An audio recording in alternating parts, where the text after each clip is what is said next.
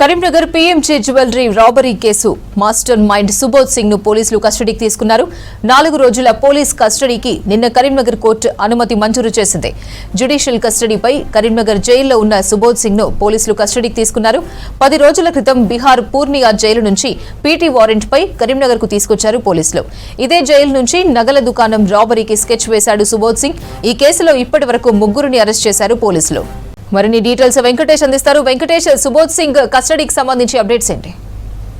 అపర్ణ, కరీంనగర్ లో సంచలన రాబరీకి సంబంధించి ప్రధాన నిందితుడు ఎవరైతే జైలు నుంచి మొత్తం వ్యవహారం నడిపాడో మొత్తం ఇంటర్నేషనల్ దొంగ అనుకోసని ఒకప్పుడు చార్లెస్ శోభరాజ్ ఎంత కరడుగట్టిన నేరగాడో అంతకంటే రెట్టింపు నేరగానిగా కూడా ఇతన్ని పోలీసు వర్గాలు చూస్తా ఉన్నాయి. ఇతనికి పేరే గోల్డెన్ థీఫ్, అంటే బంగారాన్ని దొంగతనం చేయడంలో ఎక్స్పర్ట్ గా ఇతనికి పేరుంది. అట్లాంటి సుబోధ్ సింగ్ ను కొద్ది రోజుల క్రితము బీహార్ పూర్నియా జైల్లో నుంచి పీటీ వారెంట్ పై కరీంనగర్ తీసుకొచ్చారు. కరీంనగర్ లో ఇక్కడ జ్యుడిషియల్ కస్టడీకి పంపించారు. తర్వాత 4 రోజుల విచారణ కోసం పోలీస్ కస్టడీకి తీసుకున్నారు. ఈ రోజు కొద్దిసేపటి క్రితమే కరీంనగర్ జైలు నుంచి వీళ్ళు తీసుకెళ్లారు. ఆ సుబోధ్ సింగ్ ఆ విజువల్స్ కనుక చూస్తే చాలా అమాయకునిలాగా ఉన్నాడు. కానీ అతడు ఇంత నేరాలు, అతని నేర సామ్రాజ్యాన్ని కానీ అతడు ఇప్పటివరకు నేరాలు నడిపిన తీరును కానీ చూస్తే పోలీసులు చాలా విస్తుపోయే నిజాలు కూడా కనుక్కున్నారు. గోల్డెన్ థీఫ్ గా పేరున్న ఇతనికి బాబువా అని కూడా పిలుస్తూ ఉంటారు.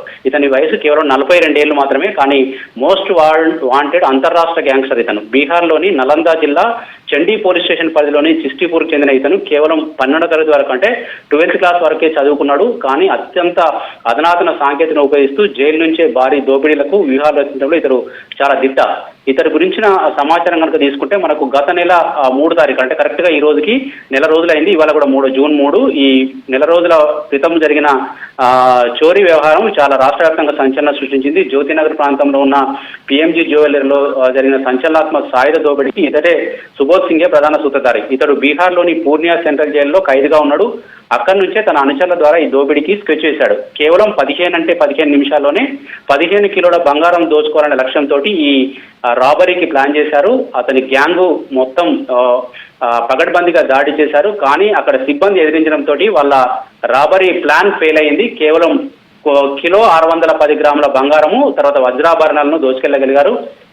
ఈ పోలీసులను కళ్ళు కప్పి చోరీ చేయడమే కాదు, రాష్ట్రాల దాటి కూడా వాళ్ళు పరారయ్యారు. అయితే పోలీసులు దీన్ని చాలా సీరియస్ గా తీసుకున్నారు. అనేకమైన టీంలను రంగంలోకి దించి ఇప్పటి వరకు, అంటే సుబోధ్ సింగ్ కాకుండా మరో 3 పోలీసులు అరెస్ట్ చేశారు. ఇతన్ని కూడా పీటీ వారెంట్ పై కరీంనగర్ కి తీసుకొచ్చారు. అయితే సుబోధ్ సింగ్ నేర సామ్రాజ్యం కానీ అతని ముఠా నెట్వర్క్ కానీ ఇప్పుడు ఇంతకుముందు చెప్పినట్టుగా చాలా విస్తుపోయే నిజాలు కూడా పోలీసులు తమ విచారణలో కనుక్కున్నారు. మొత్తం ఇప్పటి వరకు గత 10 ఏళ్ల కాలంలో సుబోధ్ సింగ్ ముఠా వివిధ రాష్ట్రాల్లో దాదాపు 400 కిలోల బంగారాన్ని దోచుకున్నట్టు కూడా పోలీసు రికార్డులు చెప్తా ఉన్నాయి. ఇతనిపై దేశవ్యాప్తంగా బీహార్, పశ్చిమ బెంగాల్, జార్ఖండ్, మహారాష్ట్ర, గుజరాత్, రాజస్థాన్, తెలంగాణ, ఒడిశా ప్రాంతాల్లో అనేకమైన కేసులున్నాయి. ఇతని మీద హత్యలు, దోపిడీలు, బందిపోటు దొంగతనాలకు సంబంధించి దాదాపు 43 కేసులు నమోదైనాయి సుబోధ్ సింగ్ మీద. అదేవిధంగా ముత్తూట్, మనప్పురం వంటి పెద్ద ఫైనాన్స్ సంస్థలు, పెద్ద జ్యువెలరీ షోరూలను ఈ ముఠా లక్ష్యంగా చేసుకుని ఆపరేషన్ చేస్తుంటుందని కూడా పోలీసులు గుర్తించారు. సుబోధ్ సింగ్ మొట్టమొదటిసారిగా 2008లో కోలకత్తాలోని SBI బ్యాంక్ లో చోరీ చేసి ఆ మొట్టమొదటి దోపిడీ చేసి సక్సెస్ఫుల్ గా చేశాడు. ఆ తర్వాత జైలుకి వెళ్ళాడు. ఆ జైలుకి వెళ్ళిన సుబోధ్ సింగ్ 1999, అంటే ఈ 2008 కంటే ముందు కనుక ఇతని నేర చరిత్ర గమనిస్తే అతను పోలీస్ ఇన్ఫార్మర్ గా కూడా పనిచేసినట్టుగా కూడా తెలుస్తా ఉంది.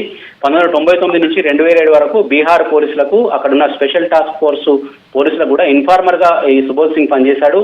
ఆ సమయంలో పోలీసులు ఎట్లాంటి వ్యూహాలు పన్నుతారు, వారి పనితీరు ఎట్లా ఉంటుంది, దర్యాప్తు స్టైల్ ఎట్లా ఉంటుంది అనేది కూడా పూర్తిగా అవగాహన చేసుకున్నాడు.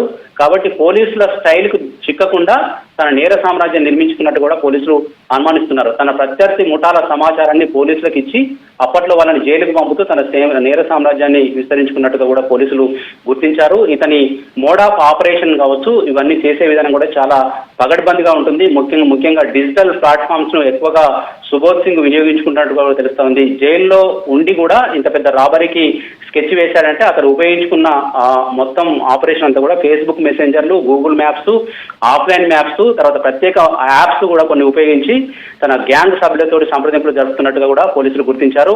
అంతేకాదు ఇతని ముఠాలో రకరకాల విభాగాలు ఉంటాయి. మనకు సైన్యంలో ఎట్లయితే విభాగాలు ఉంటాయో వీటి దొంగతనానికి కూడా ఇటు రకరకాల విభాగాలు ఇతను ఏర్పాటు చేసుకున్నట్టుగా కూడా గుర్తించారు. అందులో రెక్కి నిర్వహించడానికి ఒక టీము, తర్వాత దోపిడీ చేయడానికి మరొక టీము, తప్పించుకోవడానికి వాళ్ళకు కావాల్సిన లాజిస్టిక్స్ కావచ్చు, తుపాకులు కావచ్చు అందించడానికి మరొక టీము, సెల్ ఫోన్లు అందించడానికి మరొక టీము, ఇట్లా రకరకాల విభాగాలను కూడా వాళ్ళు ప్రొఫెషనల్ గా నియమించుకొని ఈ సుబోధ్ సింగ్ నేరాలకు పాల్పడుతున్నట్టుగా కూడా పోలీసు విచారణలో తేలింది.